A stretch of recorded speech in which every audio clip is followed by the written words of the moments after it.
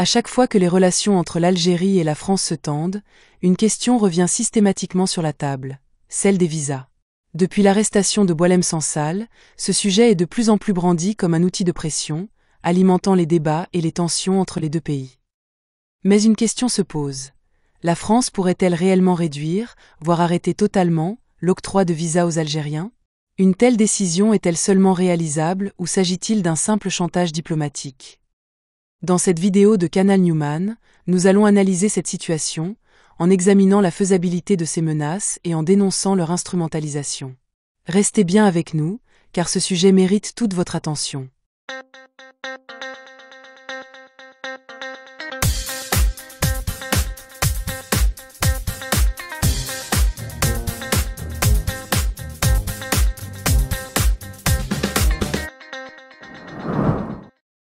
Avant de commencer, un petit message à nos chers abonnés qui s'intéressent tout particulièrement à la question de la dévéloterie.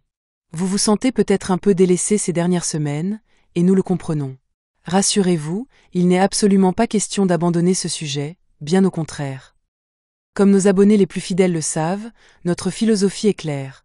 Nous ne réalisons jamais de vidéos sans avoir des informations concrètes et utiles à vous transmettre. Actuellement, la dévéloterie 2025 suit son cours normalement, sans nouveauté majeure à signaler. Mais soyez certains qu'une vidéo dédiée à ce sujet est en préparation et arrivera très bientôt. Par ailleurs, nous sommes également ravis de vous annoncer le lancement imminent de notre site web, canalnewman.com. Ce site sera conçu comme un outil pratique pour vous accompagner dans toutes vos démarches d'immigration, vos procédures de visa et vos projets de voyage en général. Voilà pour cette parenthèse importante. Revenons maintenant au sujet du jour, la question des visas entre la France et l'Algérie. Avec l'Algérie, parce que ça fait un mois que l'écrivain Boualem Sansal, qui est franco-algérien, est toujours retenu en Algérie. L'Algérie qui a refusé d'accorder un visa à son avocat, qui ne peut donc pas défendre Boualem Sansal. Est-ce qu'il faut, de notre côté, que l'on continue à accepter les visas? Est-ce que les échanges doivent perdurer comme si de rien n'était, alors qu'on a cette rétention? Si vous me posez la question, vous savez à qui vous la posez et vous en connaissez sans doute la réponse. Je suis partisan d'une politique de fermeté, simplement.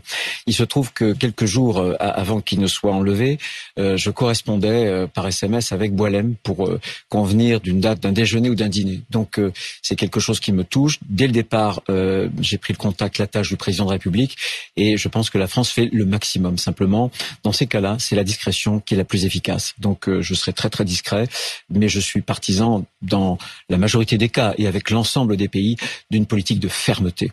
Et c'est la réciprocité. Où les pays coopèrent avec nous, et alors on peut octroyer les visas, mais quand il n'y a pas coopération, moi je suis pour un blocage, et de façon très nette. Le ministre de l'Intérieur français, Bruno Retailleau, prône donc une politique de fermeté. Autrement dit, il estime que tant que l'Algérie ne libérera pas Boualem Sansal, la France n'accordera aucun visa aux Algériens.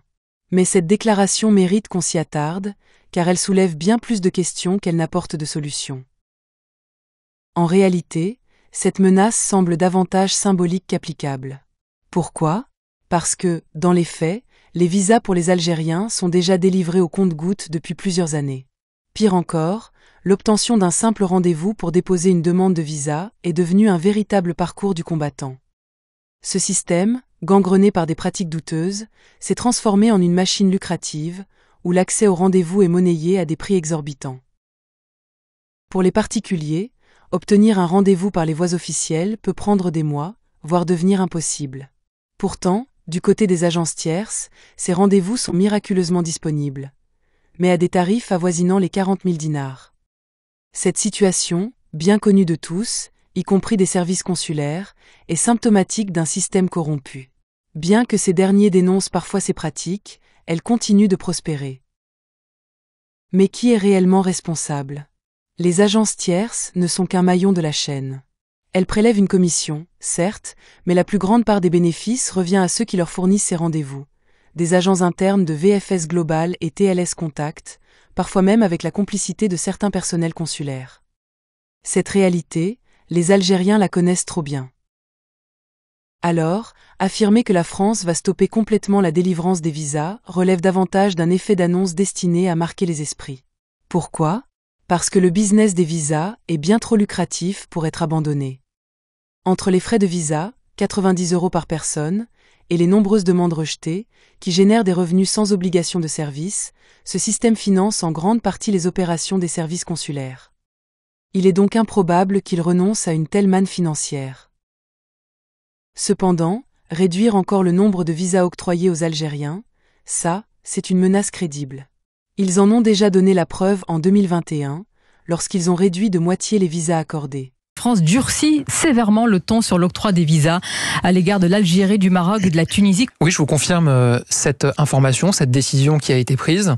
Pour l'Algérie et le Maroc. Il y a eu un dialogue, ensuite il y a eu des menaces, et aujourd'hui on met cette menace à exécution. C'est une décision... Vous assumez ce terme aujourd'hui. Mais même cette mesure semble perdre de son impact aujourd'hui, car les Algériens, habitués à ces restrictions, ont appris à vivre avec un système où les visas sont délivrés au compte-gouttes depuis des années. En somme, la déclaration du ministre ressemble davantage à une posture qu'à une réelle politique. Non seulement elle est difficilement applicable, mais elle repose sur un système dont les failles profitent à bien des acteurs. Mais en réalité, ce ne sont pas seulement les visas octroyés aux Algériens qui sont dans la ligne de mire. Ce qui est véritablement visé, ce sont les accords franco-algériens de décembre 1968. Il y a un accord aussi très particulier, très dérogatoire, de décembre 1968. Trop dérogatoire. Bien sûr, beaucoup trop dérogatoire, qui pouvait correspondre à ce moment-là, du temps du général de Gaulle, qui ne correspond plus aujourd'hui à rien du tout. Mais encore une fois, c'est cette idée de la réciprocité. Et j'espère que la relation entre l'Algérie et la France permettra de stabiliser les choses. Ces accords, qui accordent des privilèges particuliers aux Algériens en France, restent un point de discorde majeur pour la droite et l'extrême droite française. Depuis des années, ces courants politiques ne ratent jamais une occasion de remettre ces accords sur la table, espérant les abroger définitivement. Ce sujet, complexe et profondément ancré dans les relations historiques entre les deux pays, mérite qu'on lui consacre une vidéo entière. Et c'est exactement ce que nous prévoyons de faire très bientôt sur notre seconde chaîne, CNM+, où nous abordons des thématiques plus sensibles et approfondies. En attendant, nous vous invitons à découvrir cette chaîne si ce n'est pas encore fait. Peut-être que les sujets que nous y traitons pourraient vous intéresser, et pourquoi pas vous inciter à vous abonner. Nous voici donc arrivés au terme de cette vidéo. Notre objectif était de vous expliquer pourquoi, malgré les discours passionnés de la droite et de l'extrême droite française, bloquer totalement les visas pour les Algériens est pratiquement impossible. Les enjeux politiques, économiques et administratifs rendent une telle décision peu réaliste. Merci de nous avoir accordé votre attention. Si vous avez apprécié notre contenu, n'oubliez pas de liker la vidéo et de partager vos impressions dans les commentaires. Nous vous donnons rendez-vous très bientôt sur Canal Newman pour de nouvelles analyses et décryptages. Prenez soin de vous et à la prochaine.